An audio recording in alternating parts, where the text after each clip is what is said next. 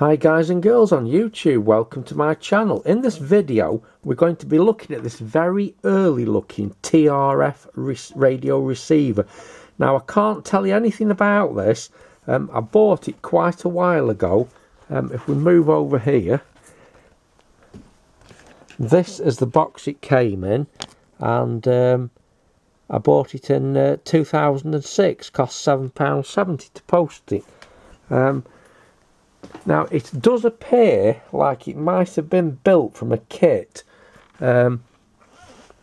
This transformer here also doesn't look like it's original.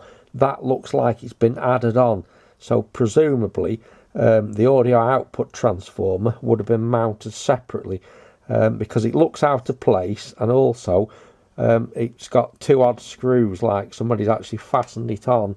Now that's the tuning control, that's the reaction control, that seems to be the wave change. Now I don't know anything about it, I don't know what frequency it is.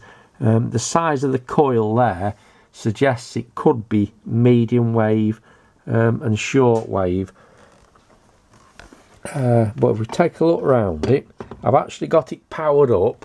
I've got it powered from 90 volts on my bench power supply, and the heaters I'm running from another power supply, 2 volts, and they're drawing 330 milliamps on the heater. The HT rail's drawing about 10 milliamps, but it does appear to be probably an early kit build radio. It's 2 valves. I'm not sure what that one is, but that is a KT2. It's also stamped on the back there, Magnum. Now I don't know, I have a look on the internet and I can't find anything that looks like it.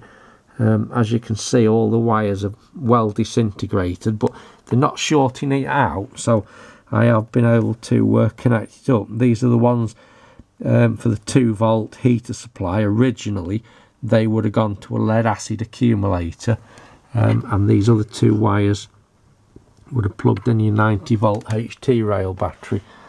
So let's take another look. That's the back view. Let's move around the side and then I'll show you underneath. There's not actually a lot in it.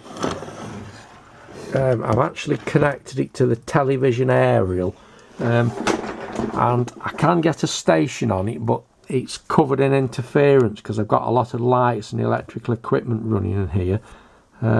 So it's not picking up. I bet if I took it home and powered it up, I'd get a lot more stations, but I don't have 2 power supplies at home to try it. So that's the underneath. I would imagine that's the interstage coupling transformer. That's the wave change. And really, there's not a lot in it. Under there, there's a 12 volt electrolytic, and I can't see what the other one is. Probably another electrolytic. Another thing, if we look there at the soldering that goes to the speaker transformer, that doesn't look original, so I'm presuming that that transformer's possibly been added on at a later date. But yeah, there we go guys, another interesting thing from my archives. I hope you enjoyed the video. Stay tuned and keep subscribing to my channel.